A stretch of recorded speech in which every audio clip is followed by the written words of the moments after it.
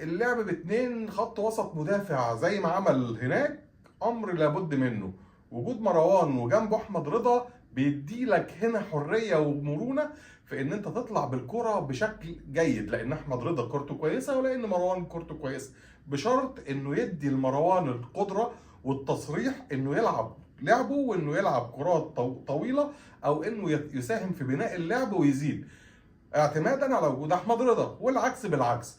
هنا امام عاشور لازم يدخل جوه ويلعب رقم 10 او يلعب رقم 8 متقدم علشان يفتح مكان لبن شرقي لو احنا عايزين نلعب ببن شرقي، او حسين الشحات لو عايزين نلعب بحسين الشحات. ولو اني بفضل حسين الشحات في البدايه وبن شرقي يبقى تغيير، علشان القدرات الدفاعيه لحسين الشحات اقوى من قدرات بن شرقي الدفاعيه، اللي هو قدراته الهجوميه اعلى واحد في اجنحه النادي الاهلي بلا اختلاف. ولكن في مباراه يوم الجمعه النادي الاهلي ما ينفعش يستقبل اي اهداف، وعليه تامين شباكي اهم من هز شباك صن داونز، خاصه ان انا محتاج اسجل وما يتسجلش فيا. وكمان انا محتاج ما اوصلش لضربات الترجيح، لان اخر مباراتين وصلنا فيهم لضربات الترجيح